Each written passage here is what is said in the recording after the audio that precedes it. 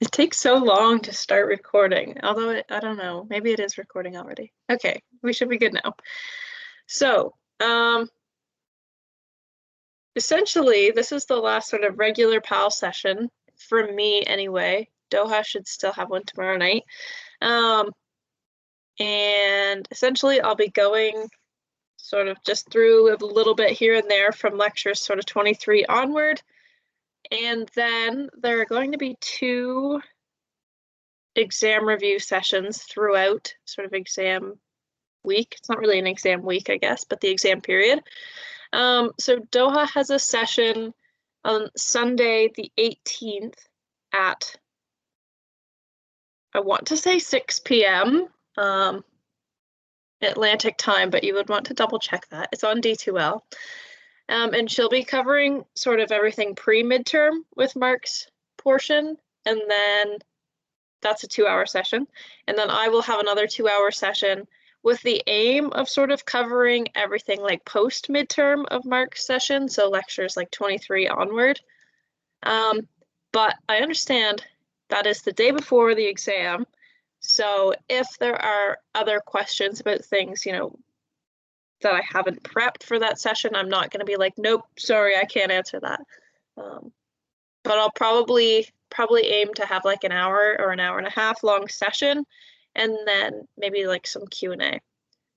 We'll see. If you have any requests that you'd like me to cover before then, you feel free to let me know. Okay, I think that's all I wanted to go over. So, I said last time I'd pick up with the the closed circulation system. And I think that was sort of like beating a dead horse a little bit. Oh, let me check the chat real quick. Doha's is from 6 to 8. Okay, sweet. That's what I thought, but I wasn't 100% sure. Okay, so yeah, really the main difference between the open and closed circulatory system is the closed is closed in, you know, vessels, veins, that sort of thing. Anyway, if that's still a point of confusion, I can, you know, go over it again during my review session, but I feel like it was me that was hung up on trying to explain that a million times. And I just kept making it more confusing every time I tried to explain it. But anyway, so let's get started with a little bit of a dash, I guess, of total lung capacity. So total lung capacity it's straightforward, but it's confusing at the same time, in my opinion, because you have sort of, I don't know, you have these, we talked about these 3 different terms, and what they mean can be sort of confusing, and then what to do when you're given a number or like a series of numbers like this can be a little bit confusing as well. So total lung capacity is, well, actually, let's like not get there quite yet. Let's start with the tidal volume. So the tidal volume, when referring to, you know, a respiratory system, is the volume of air inhaled and exhaled at each breath. So that is just the typical volume of air that we breathe in, that we breathe out. Obviously, you know, this can be different from person to person, and it can change. Obviously, we're going to be breathing a bit heavier if we're, you know, exercising. We're probably going to be breathing a bit more lightly while we're asleep, that sort of thing. But just in general, the tidal volume refers to the volume we breathe in and the volume we breathe out, without being particularly strained or without forcibly breathing. Because, you know, when you start to think about breathing, like we breathe without thinking, but then when we actually start thinking about it, then I feel like I can't breathe when I actually start thinking about it sometimes. That's probably just me. But yeah, so tidal volume is referring to very like relaxed, normal, typical breaths. The residual volume refers to essentially the volume of air that's going to remain in the lungs after a forced exhalation. So if you're really like big long exhalation, breathing out, practicing your deep breathing. I've been needing to do that a lot lately. I've been getting quite stressed. So I'm quite familiar with a big long forced exhalation. But even when we exhale and we feel that we have, completely exhaled as much as we can, there's still some residual volume of air that's going to be left in the lungs. Vital capacity refers to essentially the absolute max tidal volume during forced breathing.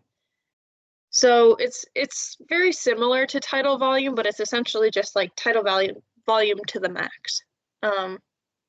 So if we're forcibly breathing and we're really like inhaling a big amount, that is the maximum capacity, and that's called the vital capacity. So the total lung capacity is the sum of these two components. So vital capacity and the residual volume, which makes sense, right? That the total capacity of your lungs, the most that the lungs can breathe in, is going to be, the most, or not, okay, that was poor wording. The total capacity of your lungs, aka sort of the absolute most air that your lungs can fit, is going to be the amount that is the most that you can sort of inhale at once, plus that air that never really leaves after a forced exhalation. So it gets confusing because your tidal volume can be, for example, in this question, 450 mils, let's say. So almost half a liter is the tidal volume. So typically, this person is breathing in and out 450 milliliters of air. But their vital capacity, if they really, really, really try to breathe in really, really deep breaths, then their max tidal volume is going to be 4,000 milliliters, so 4 liters. And they also have a residual volume of 1,000 milliliters that just never sort of leaves the lungs. It's always there no matter how forcibly they're exhaling. So what is the potential lung capacity? It gets very, very confusing, in my opinion, because you sort of start to wonder, well, what am I to do with this 450 milliliters? It's very easy to think, okay, well, tidal volume is kind of the same as vital capacity. Let's just add them together and add everything together. But that would not be the appropriate way to go about this question, because we know that 450 is sort of already included in the vital capacity, right? Like the vital capacity is the absolute max. So we can't get bigger than that.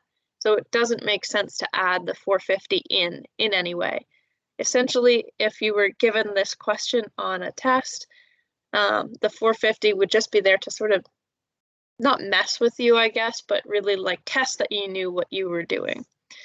So the total lung capacity in this is going to be our vital capacity, the VC, plus the residual volume, the RV, which is 4,000 mils. Whoops. Oh my goodness. 1,000 mils of residual volume, and that is going to be 5,000 milliliters or 5 liters, which is, pretty on average. I think typically it's somewhere between 4 to 6 liters for the total lung capacity. So I hope that makes sense. I had a request to go over this. I think it's of some good value. It was sort of, it's not very straightforward. And if you try to Google it, you get a million different things because there are other factors that we didn't really look at as well that make it a bit more confusing, but we don't have to worry about all of those different factors. Sometimes you'll see a total lung capacity equation that's got 4 or 5 variables in it. But we just worry about these two and we should be good. Okay. Yeah, growth. I feel like it's probably pretty straightforward. I just sort of wanted to briefly touch on sort of growth, development. What are the differences, I guess? One moment. Okay, yeah, we're good. I fibbed slightly, I think. I think this slide said lectures 23 onward. This is actually from lecture 22, I think. So sorry for any confusion that might have caused, but anyway. So essentially, I mean, we all probably like have some idea of what growth is, right? But to give a definition, you can think of growth as irreversible increase. Maybe I should add an extra word in there so it makes more sense. Is an irreversible increase in body mass. So, I mean, some increases in body mass are reversible, right? There's very natural fluctuations in body mass, typically in probably all living things. But to be considered growth, it has to be irreversible. I'm going to turn the light on. So essentially, just sort of wanted to touch on, what does growth sort of look like in plants versus animals? Well, not necessarily versus, but essentially we talked quite briefly, and it was quite a while ago now, about plants having indeterminate growth patterns. And what that means exactly is that there's no real sort of end goal that they're really working towards rapidly. It's more like growth just sort of occurs throughout the life cycle of the plant. Maybe I should have talked about determinate growth first, explain that one before explaining the opposite of it, I guess. But essentially, it's growth throughout the life of a plant is just sort of consistent. It can taper off towards the end of the plant's lifespan. It'll start to decline a little bit.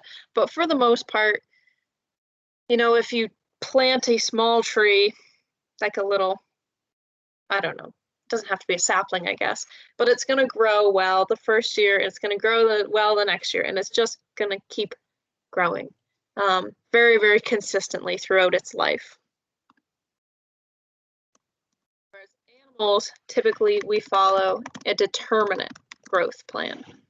And so determinate growth essentially refers to, well, I don't know, that's poor wording. Determinate growth, essentially the whole scheme of it is that growth is going to be fastest when we're youngest. So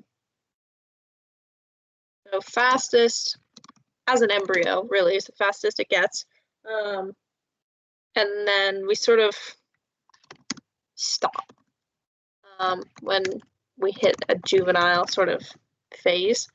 Maybe I should have thrown some words up here. Growth throughout. But determinate growth, if you think about it, right, like think of a fresh newborn baby and think about them a year later. Like that's a lot, they grow a lot, right? Think about them, a fresh newborn, I keep saying fresh, a newborn baby, and compare it to that same child 5 years later. That's a lot of growth. Whereas once we hit like, roughly 20, we're not really going to grow past that. And so that's an example of determinate growth plan where it's sort of, we have this, I sort of remember it, I guess, in the sense that like I'll think to myself where it's, determined that we are going to grow and be, roughly, well, I don't know, humans are all sized differently, I guess, but I guess for me, I'm like 5'6" roughly. So, I think of it as, okay, I had like, my body had this determinate plan. It was predetermined, is where I get the determinate word from, that I was going to grow to be about 5'6", and then I was going to stop growing. Whereas plants, they're indeterminate, so they don't have a predetermined plan of when they're going to stop growing. They just sort of grow forever, essentially. Hopefully that makes sense and it's not overly confusing. Development, on the other hand, is, again, you know, like people kind of lump these two words together, growth and development. They're quite similar. There are, you know, slight differences. Development is change essentially from a simple to a complex form. So typically they're lumped together because growth and development are happening at the same time. You know, animal growth is fastest as an embryo. Well, you know, embryos are certainly growing from a very, very simple to a more complex form as well. So it just, they go together quite well, but that doesn't mean that they're the same. And I guess, actually, let's start with plants. For plants, that sort of looks like, well, they have sort of two different, actually, you know what? For the sake of time, where we got things started a little bit late tonight, I don't think this is that important. I think I'm gonna skip over plant development unless there are any major complaints. Just where we lost time at the beginning. If we have time at the end, maybe I'll come back to it. Or I could incorporate it into sort of my 2-hour session next week. But yeah, I'm gonna skip plants because I feel like they're probably not the more important of the two. Animals, animal development is a pretty big deal. It's pretty wild, really. And we talked about it some with like Amy's section of the course as well. There's a good amount of overlap. Actually, I was talking to Amy today, and we were talking about, you know, how I've found that there's a lot of overlap sort of between her part of the course and Mark's part of the course, in that, you know, you can't just sort of like be like, woohoo, we're done with Amy's, let's like pack it away in the back of our brains. Like, it still kind of has to be there, which is good, but it might be like inconvenient, I guess, if you don't want to pursue bio and you just want to like whoop, wipe it out. But anyway, animals, we start as a zygote. That's sort of like the simplest form, I guess, because it's, you know, single-celled. Never mind. My brain's a little bit all over the place tonight. Zygote is the simplest form, right? Sperm, egg, come together, zygote, very, very simple. And the stages of development, essentially we go from very, very simple zygote to a blastula, which is also quite simple. It's like a, you know, hollow ball of cells as opposed to one small cell all on its own. Typically, I think it's about like 16 cells in size, something like that. And then we proceed to the gastrula phase, and this is sort of where it gets interesting, I guess you could say, in that the gastrula is what determines whether the organism is going to be triploblastic or diploblastic. So the gastrula can have 2 or 3 layers. So we typically refer to them as these, you know, embryonic layers. Well, that's sort of where the embryonic part comes from, is that they're formed very, very early on, and there's either going to be 2 or there's going to be 3, and that's going to set a huge sort of, what's the word I'm looking for? It's basically going to set the whole plan for the organism. Because triploblasts and diploblasts are quite different. So 2 layers are going to be the endoderm and the ectoderm. And if there's a 3rd layer, 3 layers are going to be endoderm and ectoderm, obviously.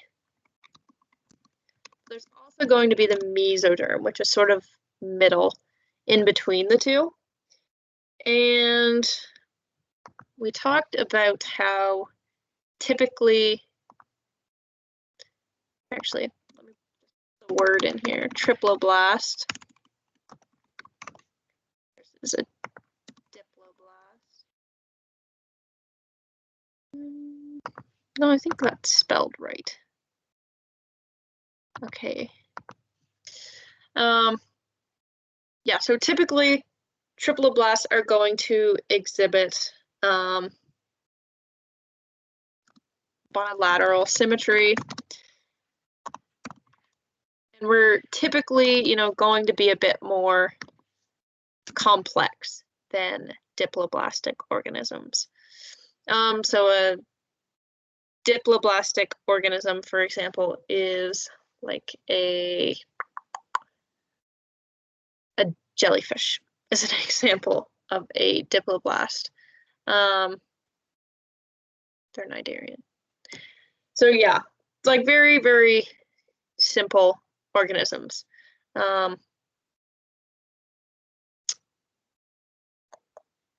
Yes. Anyway, okay, sorry. I'm trying to like think in the back of my mind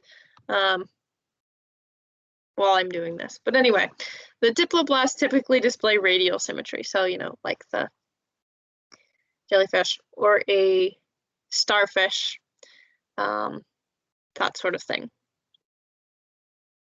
Okay, I think I'm moving on from there. Okay, semiparous versus iteroparous. I think this is of some good value. Basically, what do these mean is that they're different sort of breeding patterns in terms of how many times is an organism capable of breeding. So semiparous organisms only reproduce once in their lifetime, once before senescence, so before they die, essentially. Whereas iteroparous organisms can reproduce multiple times. Doesn't necessarily mean that they will reproduce more than once, but they're capable of it, right? And so you might think, like, why would an organism be sort of, engineered to only reproduce once? Why does that make any evolutionary sense? In most scenarios, it doesn't make that much sense. But, oh goodness. When you think about the fact that breeding is risky, particularly, breeding once is risky. Breeding in general, yeah, is risky, but if you're only breeding once, it's like, that's an extra risk, right? Because, that organism, the parent, is investing everything into that one shot. So it's investing all of its resources into one chance of passing on its genes. So, we talked about way back with Amy the concept of fitness, and that, to be fit isn't just to survive, it's also to reproduce, because in an evolutionary standpoint, what is the point of surviving if you're not going to reproduce and pass those genes on to the next generation? So it's like, these organisms which only reproduce once, if they botch it, like, oop, too bad, there's no second chances. And essentially they're living their whole life with the intention of this one chance at breeding, and if it goes wrong, that's not going to be good. So yeah, you can imagine that breeding frequently is going to be less risky, essentially because it produces, well, for one thing, produces fewer offspring, I guess. And so that's typically, less difficult on the parent to produce, less offspring. So it produces fewer offspring in one time. And it also sort of better retains resources for the parent, or the parents, So So typically these organisms, which are semiparous and they only breed once, they're going to have so many children all at once. In the, with the idea of, well, I'm only reproducing once, so I'm gonna leave behind, 1,000 eggs, and there's a good chance that a lot of them are gonna die, but there's also a good chance that out of those 1,000, maybe some are gonna live. But if you have the opportunity to breed more than once, then you don't really have to worry about that because it's not like an all or nothing. If you breed once and it doesn't work out, the offspring doesn't survive, then you can just try again. You don't have to, have 1,000 babies at once, essentially. But, you might be saying, okay, well, why does semiparous even exist? It's kind of difficult to think of when it would be advantageous at all. But it is when the odds of survival are low.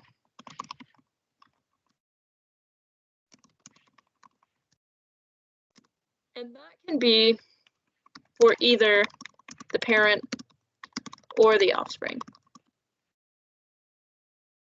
So, like I said, if they're going to leave, I guess, okay, let's say that an organism is about to reproduce, but they know that the chances that their, baby is going to survive are pretty low.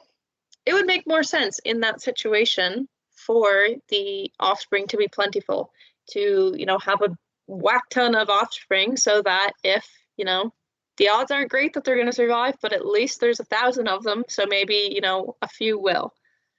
On the other end of things, that if the odds of survival for the parent are low, then it makes sense also for them to be semiparous, because typically organisms that are semiparous are a lot less sort of demanding. They don't rely on their parent so much. So if the parent doesn't survive, then the offspring will be fine, essentially. Yeah, Nemo. I was just thinking that actually, Sabrina. It's funny you said that. Raising young. This is like very broad, vague, I guess. It sounds like the name of a TV sitcom or something. But essentially, I sort of wanted to just touch on, I guess, how raising young can influence mating systems, depending on how independent the offspring are, and then also like certainty of paternity, that sort of thing. So we talked about like the altricial versus the precocial birds, which I think is a really, really fascinating example. So these altricial birds are born useless, essentially. I don't want to say they're born useless. They're immobile, they're blind, they're very needy, let's say. They can't really do anything on their own. And so this is like, humans. We're born, well, we can move, we can see, I guess, but we're very needy. For many years, I'm 20 and I'm still needy and relying on my parents most of the time. And so in this sort of situation, if we have, obviously, there's going to be two parents involved in this situation. But a lot of birds have different sort of mating systems. They don't all like mate for life. They don't all actually form social bonds with their partners, that sort of thing. But in this sort of scenario, oh no, what have I done?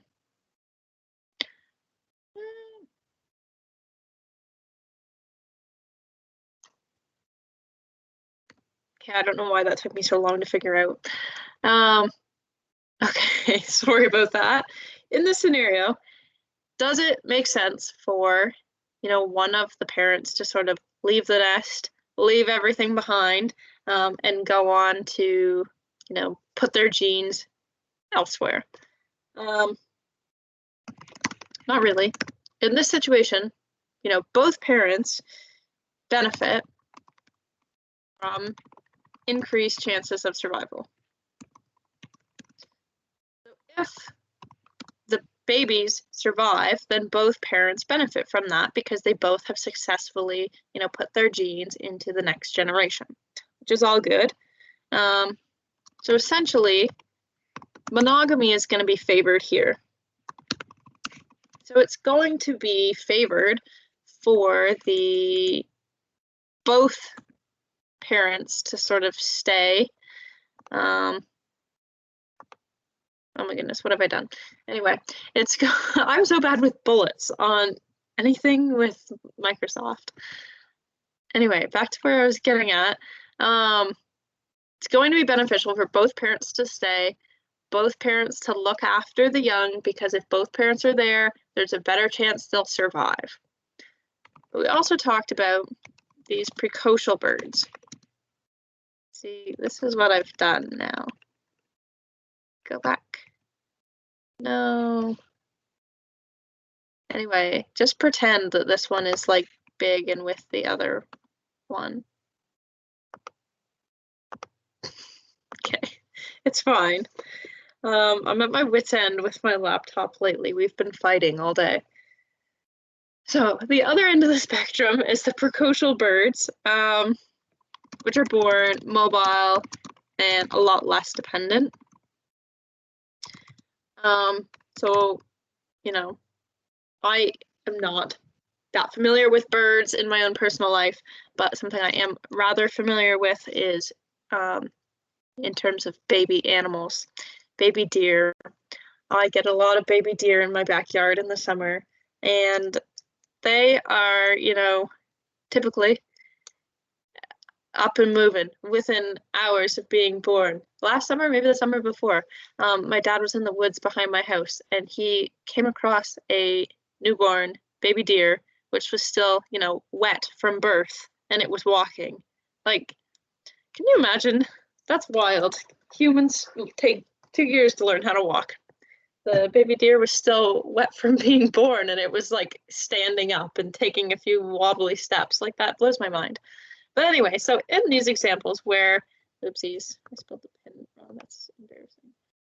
In these examples where the young is, sort of born ready to go, then, we might get someone leaving the nest. Because it doesn't really, since the chance of offspring survival is high, because they're, born, boom, ready to go, they're not very dependent, one parent might maximize their fitness, by essentially going elsewhere. So by finding another mate, which favors. So typically, this would be the male bird in these precocial bird nests that would leave and go find another female bird to mate with, and then, they're born, they're not very needy at all. He doesn't have to, care for them, and he flies off and finds another bird, and then essentially he's got 3 times the amount of progeny that he would have otherwise, which is pretty slick for him, I think. I think I might skip certainty of paternity because I wasn't sure if I wanted to talk about it anyway, and we only have 20 minutes left, and I did have some things I wanted to go over. Well, we might have time. I don't have that much left planned. Yeah, we'll dabble in it then. So, certainty of paternity basically refers to, oops. Oh my goodness. There we go. Essentially, in the wild, I always think of lions when I think of certainty of paternity because they're nuts about this sort of thing. If a female lion is pregnant, she is confident that the progeny inside of her is biologically her offspring. However, the male lions cannot be so certain because, they don't do paternity tests in the jungle. So, sort of, it's a bit morbid, but there's a couple of strategies that these really defensive organisms will take on to sort of ensure that the progeny is biologically theirs. So yeah, like I said, females are certain that the offspring they are carrying is theirs. Males are less certain. So essentially, paternal care is quite rare in birds and mammals especially. I'll add that because, you know, they don't know. Oh my goodness. They don't know that this organism or this offspring is theirs for sure. So why would they sort of, you know, waste their time raising these offspring that they don't know are even theirs? Is essentially, you know, evolutionarily not the wisest thing to do. But a couple of things that they might do is that maternal care may be increased by either guarding. So essentially they will come along, find a female mate and guard her. So essentially no other males can get near. And so if they are mating and then she later is pregnant and is carrying offspring and he's done a really good job guarding this female, then there's no way that it's, you know, not his progeny. Or infanticide, where essentially if the male is not sure that the offspring are his, he will just eat them. Or, well, maybe not eat them, but probably kill them and say, nope, we're not having those ones because I don't know that they're mine, so I'm not wasting time on them. And so they can use sort of like a double whammy of these two strategies wherein, you know, if maybe he meets this lovely female lion and she's, you know, he doesn't know her history, I guess. And so he's guarding her and they're mating and then she's pregnant and she has a batch of little lion cubs and he's like, well, I was guarding her, but I don't know, maybe she was pregnant before I started guarding her. Let's have a nice little snack of baby lions. And yeah, I'll kill the offspring and then reproduce with her so that he's 100% sure this time around that the offspring are his. Okay, bit morbid, like I said.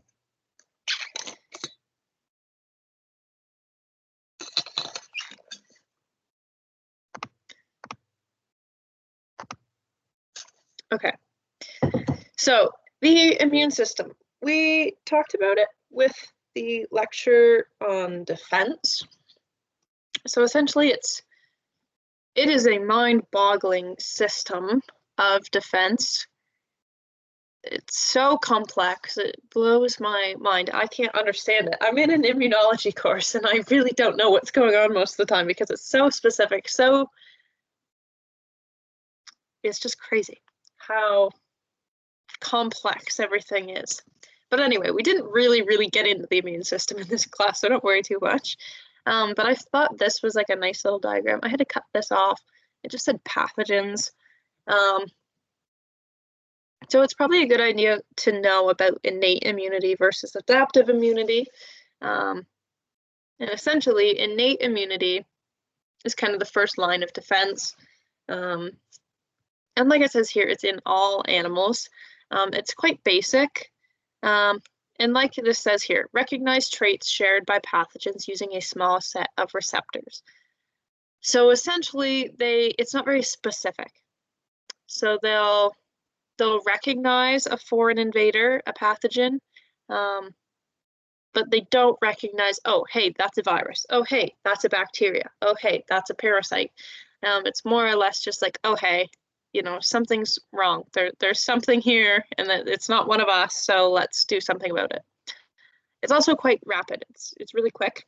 Can kick in, well, you know, for example, I pet my cat shortly before I started this session and then I touched my eye and I've been a little bit sniffly and snuffly throughout the whole session.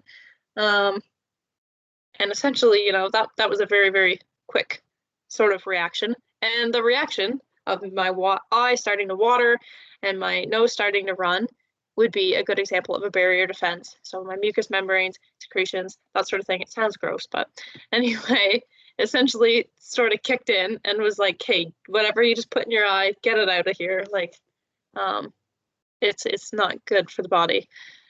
So it's sort of recognized as being foreign from the body, and the immune system kicks in to get it out. It also gets a bit more sort of complicated than that. Inflammation is part of the innate immune system as well. So swelling, that sort of thing. And there are also, cells which can induce phagocytosis, so sort of engulfing these foreign pathogens, but they don't really have a, okay, well, if it's a virus, we'll use this strategy. If it's a bacteria, we'll use this. It's very, very much just sort of like, okay, well, that thing's not supposed to be here. Let's engulf it and get rid of it. Whereas adaptive immunity is quite a bit more complex. It's only found in vertebrates, and it is specific. So the adaptive immune system is wild. The vast array of receptors, it's like 500,000 receptors, like on a B cell or something like that. Crazy how specific the adaptive immune system is. And so it is slower. It takes a few days to kind of kick in. But it's the good one, not the good one, I guess, but it's the one that's going to, form antibodies, and antibodies are going to, well, defend body fluids. Yes, they do that. Cytotoxic cells defend body cells. So those are, cells which will kill foreign invaders. Antibodies sort of, flag the foreign invaders. And building antibodies is important because the adaptive immune system is the one that's associated with memory. So the adaptive immune system is essentially how a vaccine works. For example, you're exposed to the pathogen that's within the vaccine, and you build antibodies against it. And so then if you're exposed to the actual virus that you were vaccinated against, so, like SARS-CoV-2, your antibodies, which responded to the spike protein of SARS-CoV-2 in the vaccine, will recognize that virus and be like, hey, and this time it's going to be quicker because you have these like memory cells that sort of remember this virus. Let's do something about it. But upon first exposure to the pathogen, it's going to be quite slow. It takes like a couple weeks to kind of kick in. That's why, with the COVID-19 vaccine, they're saying, hey, just because you have your shot doesn't mean you're immune. It's not really fully effective until a couple weeks after your second dose. Anyway, I find this interesting. Like, it's a very good time to be talking about the immune system. Yeah, we have a little bit of time left. We got 10 minutes. I kind of skipped/glossed over this in the defense lecture, but I think it's important. I think it's interesting, if nothing else. So coloration and mimicry. There are a couple of different types of each, and essentially these are strategies that are a type of defense. So coloration as a defense, sort of the first thing that comes to mind for me is like camouflage. So good example would be snowshoe hare in New Brunswick. They are very, very good at camouflage. There's probably other organisms that live in New Brunswick that are better. But particularly they're brown in the summer, brownish red. They're white in the winter to blend in with the snow. And in the sort of in-between periods, like getting into November, sort of, when there's a patch of snow here a patch of grass and twigs there, and they don't have their full winter coat on, so they're a little bit white, a little bit brown. They're very, very good at blending in. It's impressive. And so that is an example of cryptic coloration. And so cryptic coloration is essentially coloration that allows the organism to hide from predators. So classic sort of camouflage, blending in with your surroundings. Chameleon, if you will. I've never seen a chameleon. Well, maybe I have, I just don't really remember. But anyway, snowshoe hare is a good local example. The other type of coloration, aposematic, refers to sort of coloration as a warning. So typically organisms that have this aposematic coloration, it indicates a toxin. So for example, like poison dart frog, they're bright orange. So, you know, you look at it and it, just from the color of it, you're like, that looks dangerous. And that's the point, right? It's a defense mechanism so that an organism that might eat other frogs will look at that frog and see the bright orange on its back and think, that looks not right. That doesn't look okay for me to eat. And then they won't eat the frog, and it's all good. Because, I mean, yes, the poison dart frog is poison if ingested, and it'll probably, you know, kill the organism that eats it, but it will also still be dead if it gets eaten. So nobody wins, essentially. So they have this bright, bright coloring to sort of indicate, hey, don't eat me, I'll kill you. And then they don't get eaten and everybody wins, essentially. Mimicry is also really interesting, in my opinion, a little bit different from coloration. So Batesian mimicry is essentially when an organism pretends to be dangerous, but it's really not. So it's harmless, but pretends otherwise. And the example in the slides, which I think is really freaking cool, it's a type of moth. And then actually I should have got the picture up because it's really neat. But essentially the way that it hangs from trees mimics sort of, it looks like the head of a snake. And so, you know, predators are not going to go after that moth because they think it's a big snake, when in fact it's a harmless little moth. It just blends in, or not blends in, but passes as a snake if you're not looking too closely. Mullerian mimicry, I also think is sort of neat. And essentially what Mullerian mimicry refers to is that we have organisms which share a common trait and they also look similar. So they're organisms which are unpalatable, but they look similar. So a good example would be, you know, bees, wasps, hornets, that sort of thing. They're all these little angry, buzzing around little insects, and they are black and yellow. And so if, you know, me as a child, for example, I'm the predator in this example, I, you know, got into a hornet's nest as a youngin, and I learned quite quickly not to disturb the insects that are black and yellow and they fly around. And so, you know, from then on, I never bothered that type of insect because I knew there was a consequence, right? Getting stung. I wasn't trying to eat them, obviously, but I learned to leave them alone. And so, you know, get a little bit older and you realize, okay, well, the ones that stung me weren't actually the same as this, you know, cute little bumblebee, but I'm still gonna like keep my distance around the cute little bumblebee because they look so similar, it's sort of confusing. Can't keep them straight in my head. I'm a bit older and wiser now, and I do understand the differences between them. But I think that's like a good example in that, you know, any animal that would be going after, you know, a hive would be like, oh, no, we don't like the black and yellow striped insects. We stay away from, because last time we got into a hornet's nest and it was a very, very bad time for us. So we're going to leave the Bs alone because they just look too similar. I think we could get ourselves into trouble again, essentially.